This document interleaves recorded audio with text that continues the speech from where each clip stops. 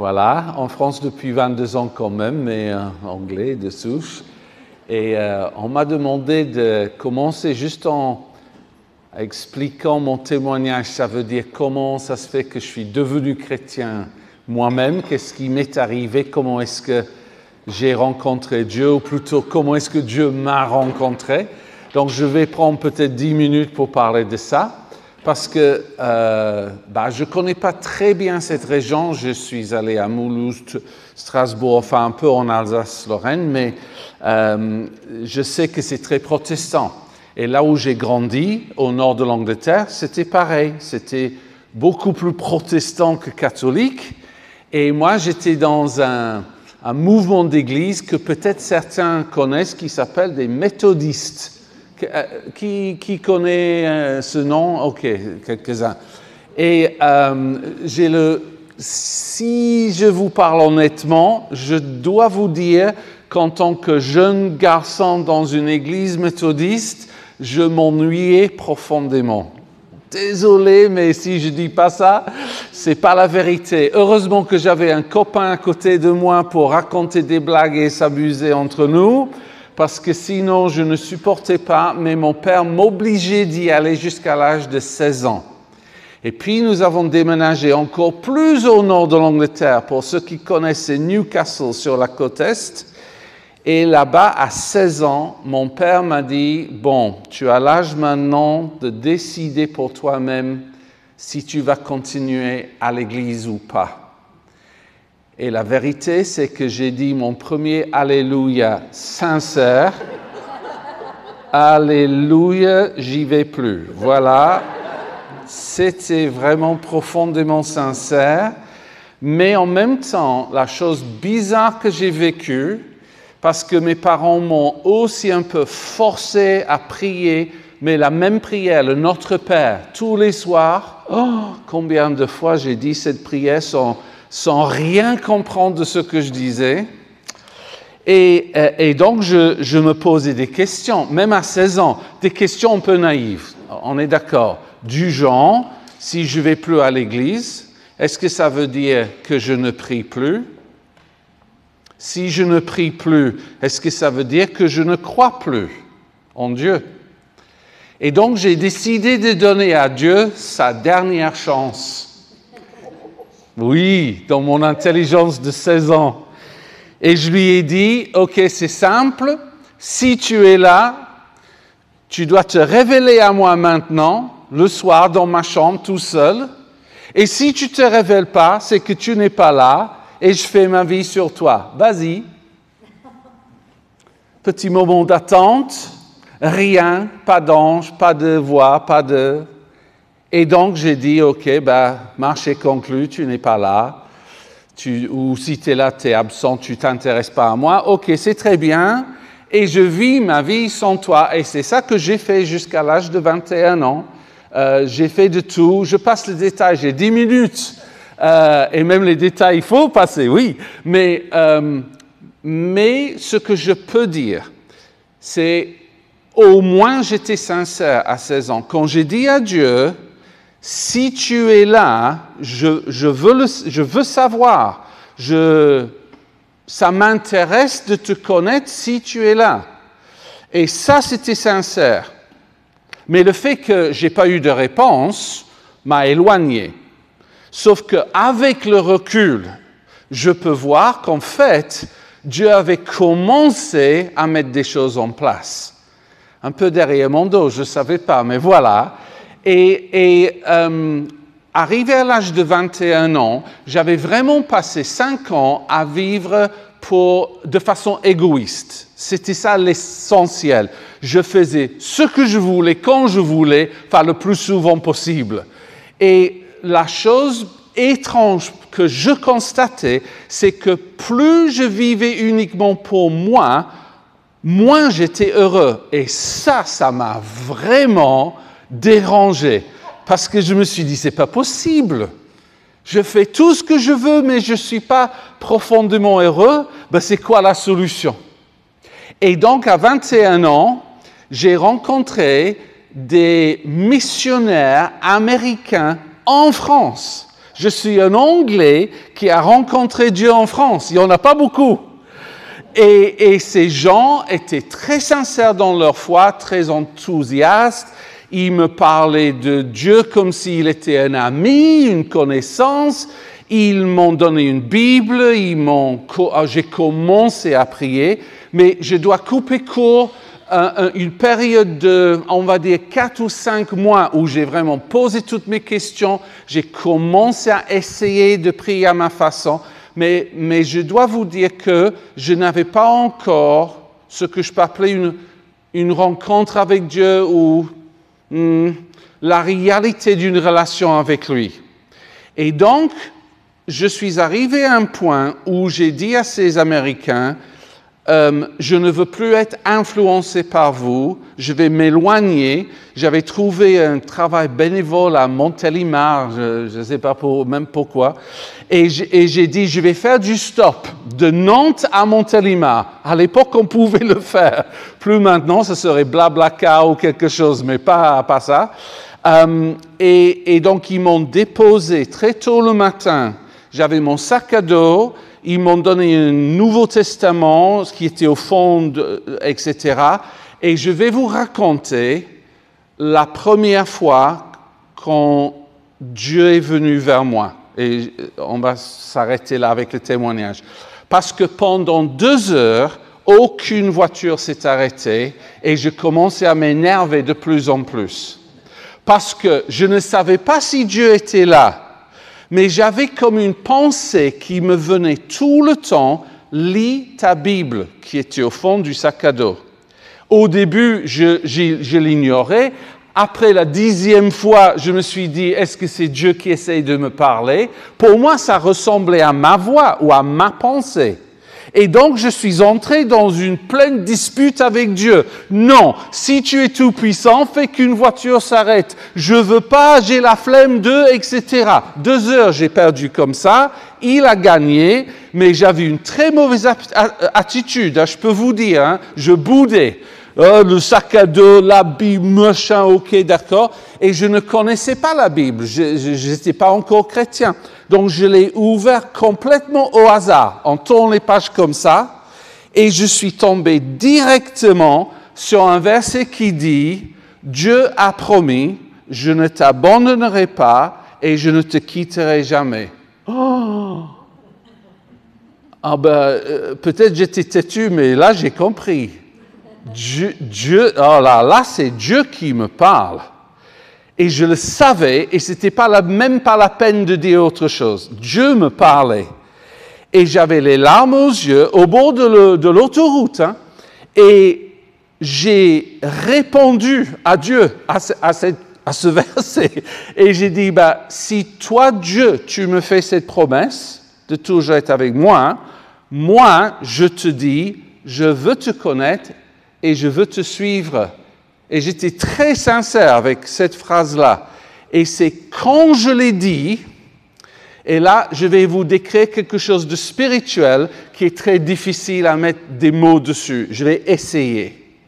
J'ai ressenti une sorte de couverture épaisse, chaude, chaleureuse, invisible, toucher ma tête et transpercer mon être, mais ça descendait lentement, très agréable, très apaisant. Et quand cette sensation est arrivée, plus ou moins, je vais dire, à mes entrailles, j'ai dit, je suis arrivé chez moi. Et puis j'ai réfléchi et j'ai dit, Steve, qu'est-ce que tu racontes? Parce que je ne comprenais pas la phrase que je venais de dire. Pourquoi je suis en train de dire « je suis arrivé chez moi » ? Ça me semblait très étrange comme phrase. Mais à l'époque, tout ce que je savais, c'était comme si avant, je cherchais quelque chose dans ma vie que je n'avais pas trouvé en vivant de façon égoïste, et là, d'un coup, je l'avais trouvé. Et le fait que maintenant je peux dire l'Esprit de Dieu est venu en moi, parce que c'est ça qui s'est passé, sauf que je n'avais pas le vocabulaire. Mais Dieu est venu par son Esprit habiter en moi et j'étais vraiment, vraiment heureux, profondément, au plus profond de moi. Et je ne vous mens pas parce qu'on est devant Dieu, j'ai remis la Bible, j'ai recommencé à faire du stop et la première voiture s'est arrêtée. Le chauffeur a ouvert la porte et je lui ai dit carrément, vous savez, je crois qu'il y a un Dieu. Et le pauvre, il m'a regardé, oh non, j'ai pris un illuminé en stop, c'est un témoin de Jéhovah ou quelque chose. J'ai vu qu'il avait peur. Mais en fait, on a échangé tout au long. Il m'a déposé quelque part, on a échangé nos coordonnées et 2 mois après, j'ai reçu une carte postale de cet homme. Steve, je suis devenu chrétien. Oh, ça, c'est miraculeux parce que je ne pouvais rien expliquer du tout de ce que Jésus avait fait pour nous, etc. Mais il y avait juste la réalité de ce que je venais de vivre. C'est avec le recul des années après que j'ai compris ceci. Ce n'était pas moi qui parlais, c'était le Saint-Esprit. Le Saint-Esprit a dit, je suis arrivé chez moi.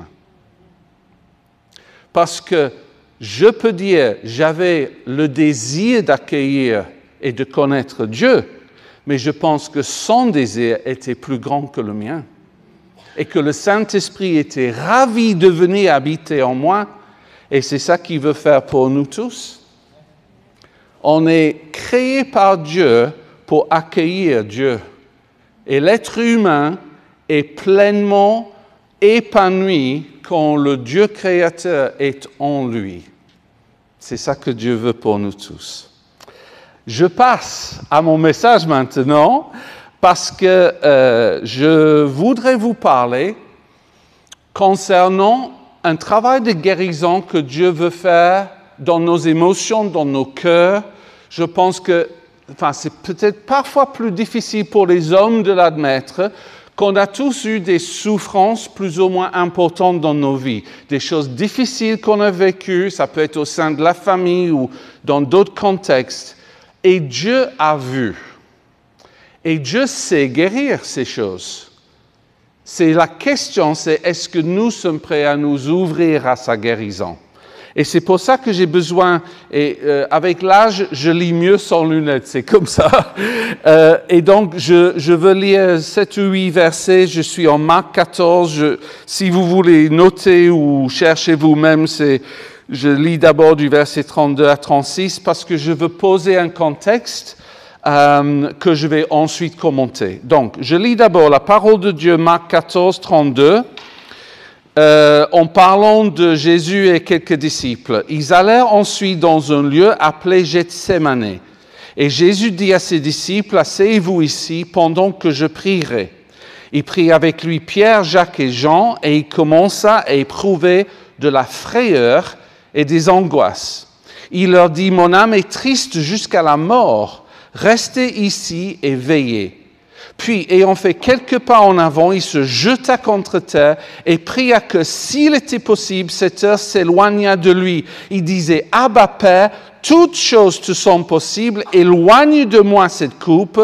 Toutefois, non pas ce que je veux, mais ce que tu veux. » Je tourne la page et je vais lire maintenant 2 versets, toujours Marc 14. J'ai jamais, de toute ma vie, 40 ans de vie chrétienne, j'ai jamais entendu un prédicateur lire ces 3 versets, Marc 14, 50 à 52. Ah, il va lire quoi? En parlant de Jésus. Alors tous l'abandonnèrent et prirent la fuite. Un jeune homme le suivait, n'ayant sur le corps qu'un drap. On se saisit de lui, mais il lâcha son vêtement et se sauva tout nu. Et je vais vous parler de ça dans un instant, mais j'ai 2 derniers versets. Et pour ça, je vais en Luc 22 et je termine avec les versets 43 et 44. Luc 22, donc 43. Alors, un ange, toujours en Gethsémani, un ange lui apparut du ciel pour le fortifier. Étant en agonie, il pria plus instamment et sa sueur devint comme des grumeaux de sang qui tombaient à terre.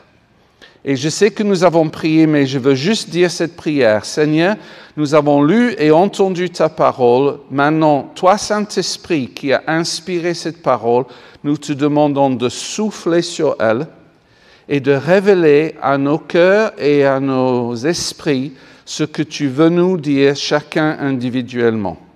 Amen. OK.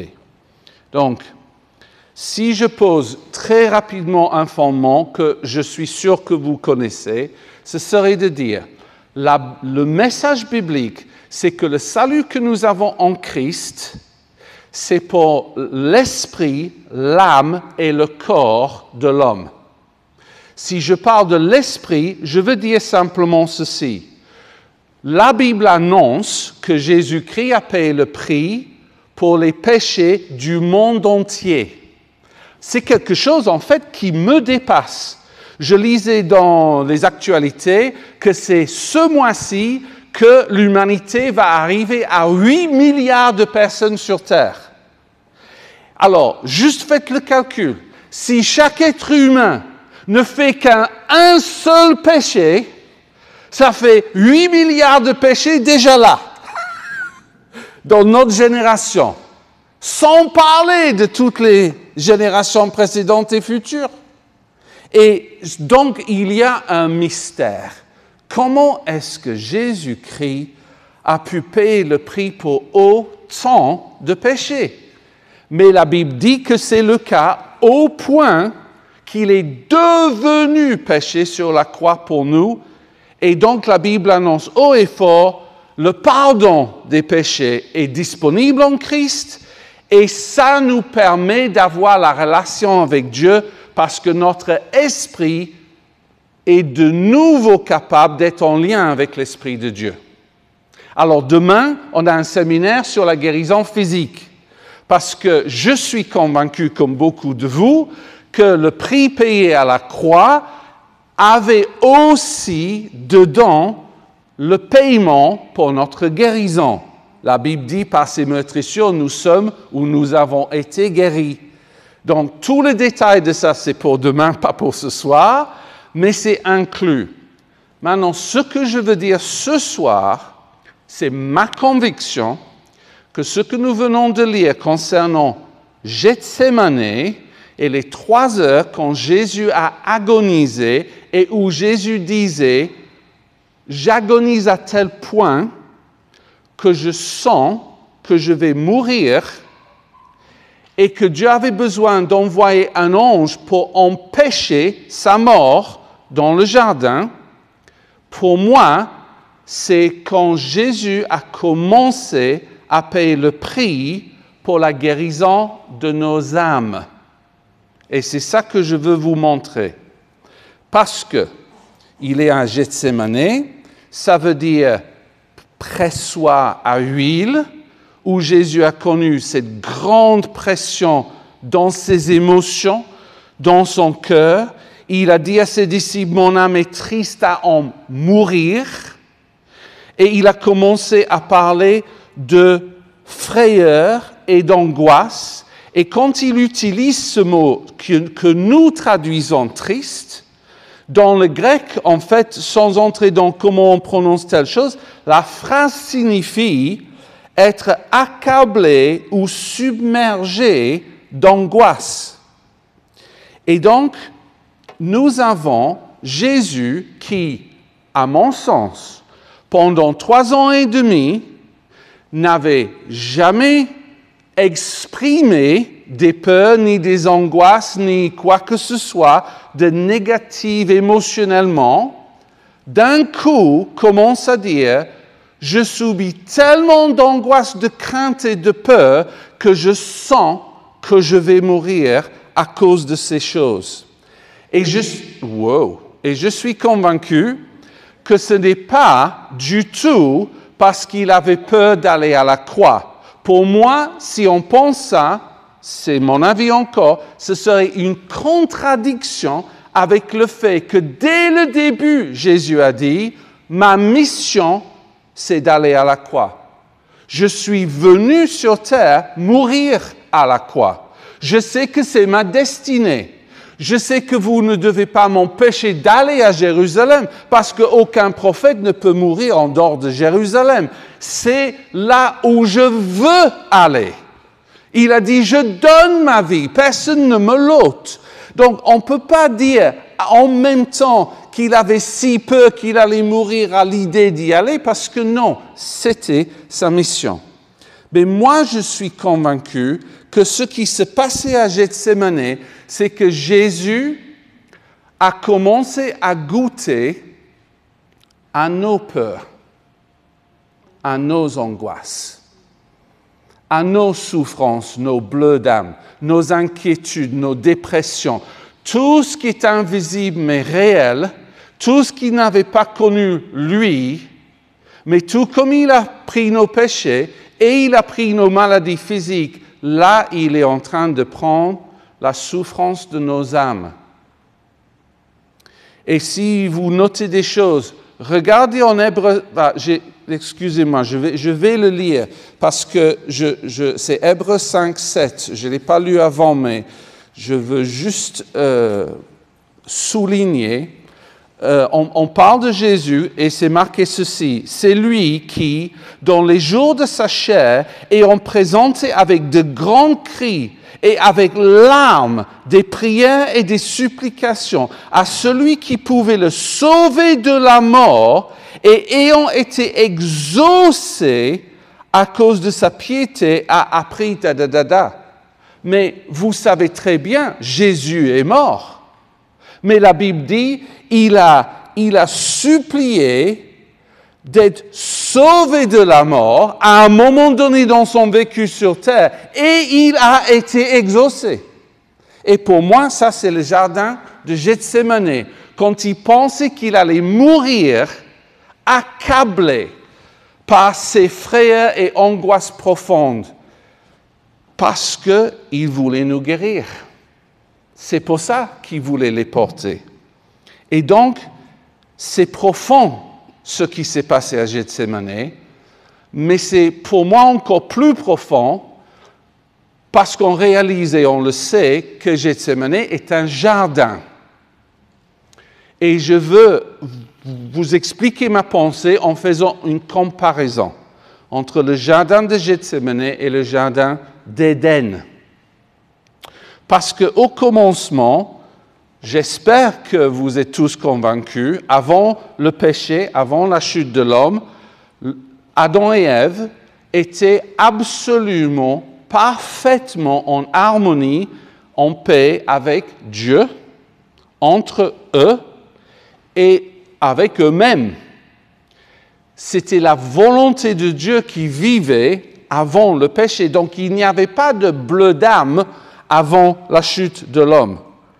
Et Jésus est venu restaurer tout ce qui était perdu dans le jardin d'Éden. Donc pour moi, c'est logique que dans l'œuvre de Christ, il restaure notre être intérieur. Et c'est là où j'ai besoin de parler de ce mystérieux jeune homme qui portait ce vêtement de lin et qui est parti nu parce que, sans explication, c'est étrange. Donc, je commence avec les faits, juste des choses que nous savons avec certitude.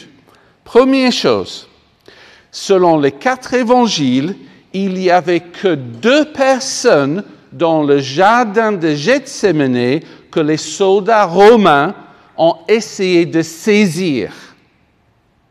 Ils n'ont pas cherché à saisir les disciples parce que Jésus avait donné un mot d'ordre. Il avait dit, si c'est moi que vous cherchez, laissez partir ceux-ci. Et je sais que peut-être vous n'êtes pas tous au courant de la puissance des paroles de Jésus, mais si Jésus dit laissez partir, ils n'ont pas le choix.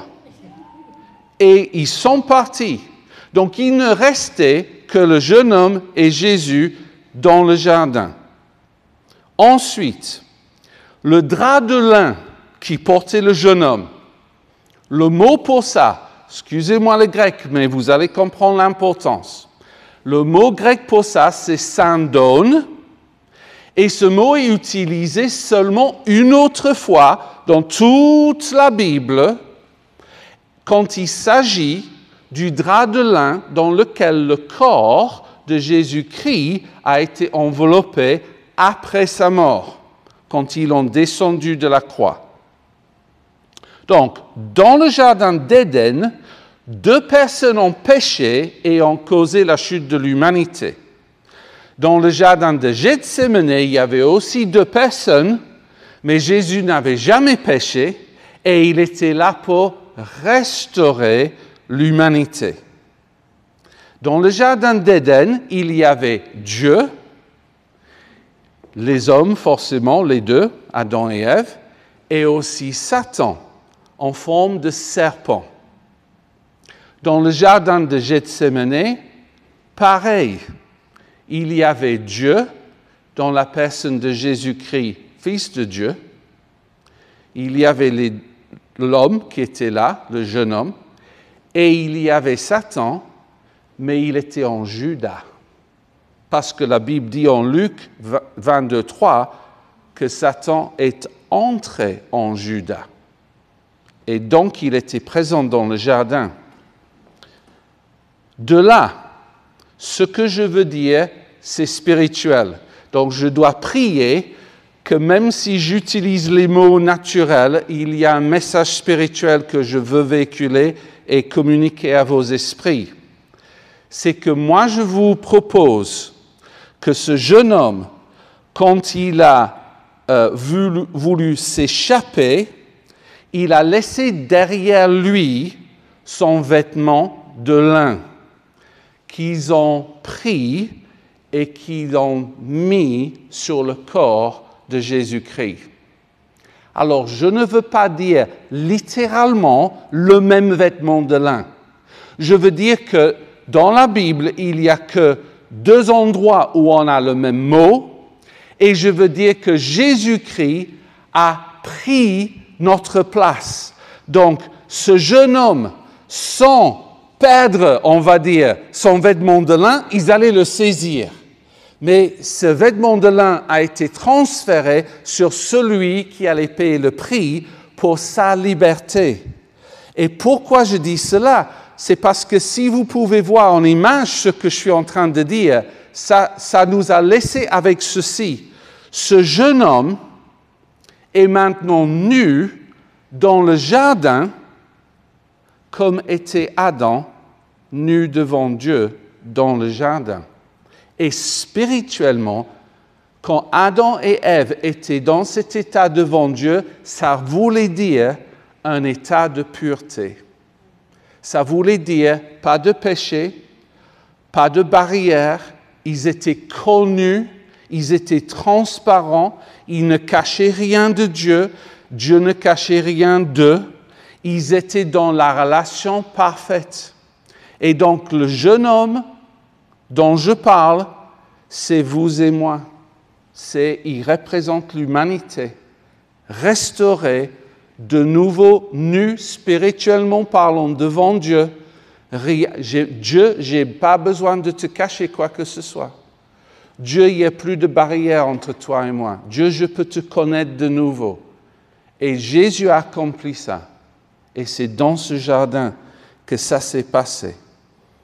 Et donc, je suis absolument convaincu que ce que Jésus a voulu faire, c'est s'identifier avec nous dans tous les détails.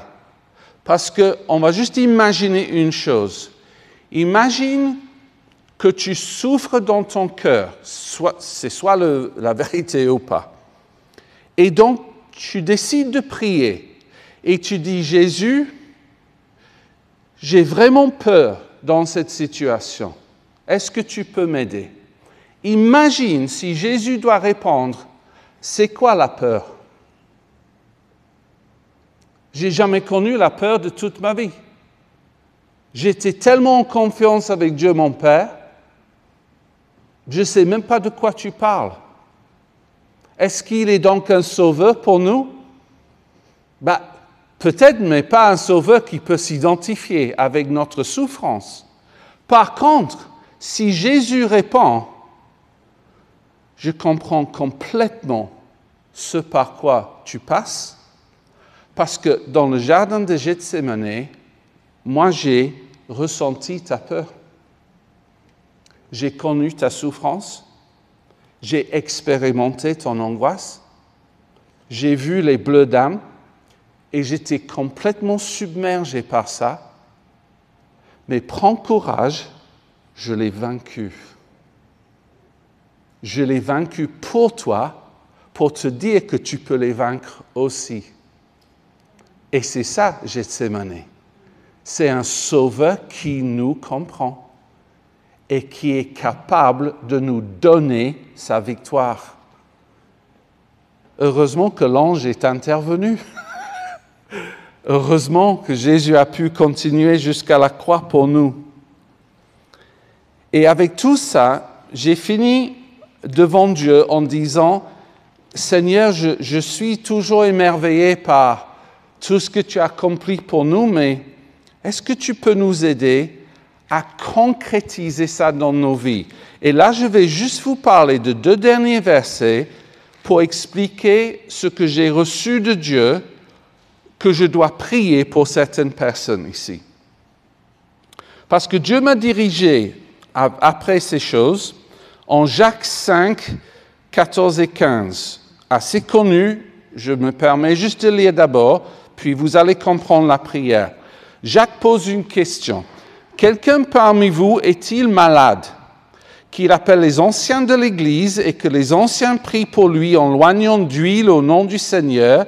La prière de la foi sauvera le malade et le Seigneur le relèvera, et s'il a commis des péchés, il lui sera pardonné. On connaît ça, je pense, pour la plupart. Mais ce que je ne savais pas, sauf quand j'ai creusé la question, c'est que le mot que Jacques utilise pour malade n'est pas le mot habituel. Il utilise un mot grec kamno. On peut traduire ça par malade. Ça, il n'y a pas un problème de traduction. C'est pas ça. Mais c'est que kamno, le plus souvent, signifie 2 autres choses que je préfère citer. Deuxième sens de kamno, c'est épuisé, abattu ou découragé. Donc, imaginez que ça, c'est la question que la Bible pose. Est-ce qu'il y a quelqu'un parmi vous qui est épuisé, abattu, découragé? Et le dernier sens de ce mot, c'est très précis, c'est spirituellement faible, surtout après une dispute avec un frère ou une sœur. C'est précis. Kamno.